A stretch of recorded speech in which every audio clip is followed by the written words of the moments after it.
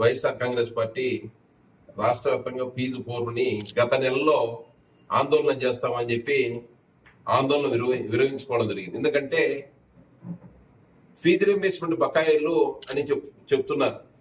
Fee reimbursement అంటే తల్లి అకౌంట్లో వేసి ప్రతి 4 కంతులుగా, అంటే ఫీజు రీయింబర్స్మెంట్ గతంలో 25,000 రూపాయలు ఉన్నటువంటి ఫీజు రీయింబర్స్మెంట్ ఎస్వి యూనివర్సిటీ కింద ఉన్నటువంటి డిగ్రీ కళాశాలల్లో కేవలం డిగ్రీలలో బిఏ బీకామ్ కోర్సులకు 9,500 నుంచి 12,500 రూపాయల వరకు చేసిన ఘనత వైఎస్ జగన్మోహన్ రెడ్డి గారికి దక్కుతుంది. అంటే 24,000 రూపాయలు బీకామ్, మైక్రోబయాలజీ, బయోకెమిస్ట్రీ, బయోటెక్నాలజీ వంటి సైన్స్ టెక్నాలజీ కోర్సులకు ఈ రాష్ట్రంలో ఉన్నత విద్య బలోపేతం చేయాలనే ఉద్దేశంతో గత ప్రభుత్వాలు చేస్తే గత 5 సంవత్సరాల కాలంలో వైఎస్ జగన్మోహన్ రెడ్డి గారు ఫీజు రీయింబర్స్మెంట్ తల్లి అకౌంట్ లో వేయడం వల్ల కళాశాలనే పూర్తిగా క్లోజ్ చేశారు. కొన్ని కళాశాల కరస్పాండెంట్స్ గాని ఆత్మహత్యలు చేసుకున్నారు. ఉదాహరణకి ఏంటంటే ఈ అన్నమయ్య జిల్లాలోనే Pileru MJR college correspondent fee reimbursement సకాలంలో గత ప్రభుత్వం ఇవ్వలేకపోవడం వల్ల, ఇవ్వకపోవడం వల్ల బాబురెడ్డి అంటారు మాజీ ఆయన కరస్పాండెంట్ గారు రైలు కింద పడి ఆత్మహత్య చేసుకున్నారు. ఇలాగా రాష్ట్రంలో చాలా మంది కరస్పాండెంట్స్ ఊర్లు వదిలి వెళ్ళిపోయారు, కళాశాలలే క్లోజ్ చేశారు. ఎందుకోసం అంటే ఫీజు రీయింబర్స్మెంట్ 4 కంతుల్లో ఇస్తామని చెప్పి కరెక్ట్ గా సంక్రాంతి పండుగప్పుడు తల్లి అకౌంట్ లో వేస్తారు. వాళ్ళు డైరెక్ట్ గా పోయి బజార్లోకి పోయి ఏదో ఒకటి కొనకొచ్చుకోవడం, కాలేజీ ఫీజు సకాలంలో చెల్లించకపోవడం వల్ల విద్యార్థులు డ్రాప్అవుట్స్ ఎక్కువైపోవడం, ఓ పక్క హాల్ టికెట్ తీసుకోకుండా కాలేజీకే రాకుండా పోవడం గత ప్రభుత్వం కంకణం కట్టుకొని ఆ పరిస్థితి చేశారు. ఏదో మేము డైరెక్ట్ గా అకౌంట్ లో వేస్తున్నాం, డైరెక్ట్ గా మీకు వేసేస్తున్నాం, 3 కంతులు 4 కంతులు అని చెప్పి 4వ కంతు ప్రతి ఏడాది ఎగరగొట్టడం జరిగింది. అంటే 4,000 కోట్ల రూపాయలు నిధులు కేటాయిస్తామని చెప్తున్నారు, 1,000 కోట్ల రూపాయలు ఈ కన్నా ఎగరగొట్టారు ప్రతి ఏడాది. అంటే ఏంది, ప్రతి సంవత్సరానికి. దీనివల్ల ఏంటంటే తల్లి అకౌంట్ లో వేయడం వల్ల కళాశాలలే, ఇంజనీరింగ్ కళాశాలలో కానీ ఎంబీఏ, ఎంసీఏ లేకపోతే డిగ్రీ వంటి కోర్సెస్ చదువుతున్న ఈ రాష్ట్రంలో ఉన్నత విద్య అంటే హైయర్ ఎడ్యుకేషన్ డిగ్రీ కానీ లేకపోతే ఇంజనీరింగ్ వంటి కోర్సెస్ పక్క రాష్ట్రాలకు వెళ్ళిపోయారు. చదువుకోవాలనుకునే వాళ్ళు, డబ్బున్న వాళ్ళు వచ్చి పక్క రాష్ట్రాల్లో జరిపినారు.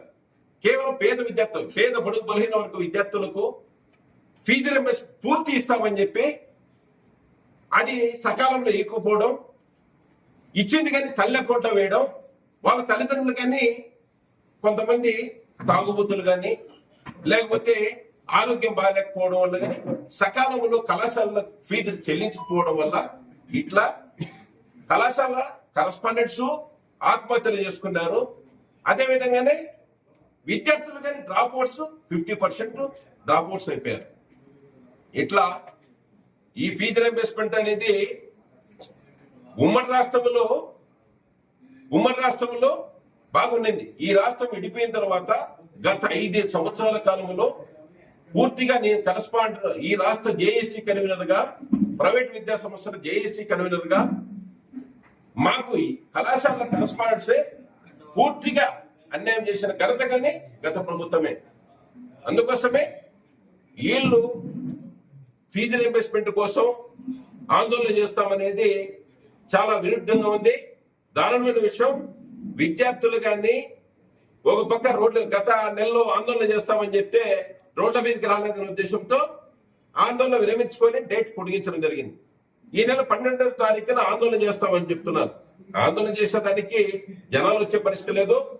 ఈ ప్రభుత్వం అధికారంలోకి వచ్చిన వెంటనే కళాశాలలకు ఈ రాష్ట్ర ముఖ్యమంత్రి తనయుడు నారా లోకేష్ గారు మంత్రివర్యులు మమ్మల్ని కళాశాల యాజమాన్యం అందరినీ పిలిచి మీ సమస్యలు ఏదున్నాయని దాదాపు 7 గంటల పాటు చర్చించారు. ఇది ప్రభుత్వం ఏకపక్ష నిర్ణయాలు తీసుకునే ప్రభుత్వం కాదు. మీ సమస్య మా సమస్య అందరం ఏకతాటి మీదకి తీసుకొచ్చి ఏ సమస్యనే సాల్వ్ చేస్తామని. గత ప్రభుత్వంలో 5 సంవత్సరాల కాలంలో ఏ మంత్రి గాని, విద్యాశాఖ మంత్రి గాని, ముఖ్యమంత్రి గాని మేము మీ సమస్యలు ఏమున్నాయని కరెస్పాండెంట్స్ గాని, విద్యార్థుల తల్లిదండ్రులు గాని మాట్లాడే పాపానే పోలేదు. కానీ నారా లోకేష్ గారు కేవలం ఈ 6 నెలల కాలంలోనే 770 కోట్ల రూపాయల నిధులు ఫీజు రీయింబర్స్మెంట్ డైరెక్ట్ గా కళాశాల యాజమాన్యం అకౌంట్ లో వేయడం జరిగింది. అంటే ప్రిన్సిపాల్ అకౌంట్ లో వేయడం జరిగింది. దానివల్ల ఏంటంటే విద్యార్థులు కానీ నష్టపోలేదు. విద్యార్థులు కళాశాలకు వస్తున్నారు, కాలేజీలో చదువుకుంటున్నారు. మాకు 1 నెల 2 నెలల సంవత్సరం అటు ఇటు ఫీజు రీయింబర్స్మెంట్ పడుతుంది. కానీ తల్లి అకౌంట్ లో వేయడం వల్ల పూర్తిగా కొలాప్స్ చేస్తారు. డ్రాప్ అవుట్స్ ఈ రాష్ట్రంలో పెరిగిపోయినారు. ఉన్నత విద్య పూర్తిగా నిర్వీర్యమైపోయింది. ఓ పక్క తల్లి అకౌంట్ లో వేస్తామని చెప్పి సకాలంలో వేయలేని పరిస్థితి గత ప్రభుత్వం. దానివల్ల చాలా ఇబ్బందులు పడ్డారు. అందుకోసమే ఉదాహరణకు మీకు కొన్నే చెప్పాం. ఈ రాష్ట్రంలో కాలేజీలు దాదాపు డిగ్రీ కళాశాలలో 2500 పైబడి ఉంటే 1200 కళాశాలలు క్లోజ్ చేశారు.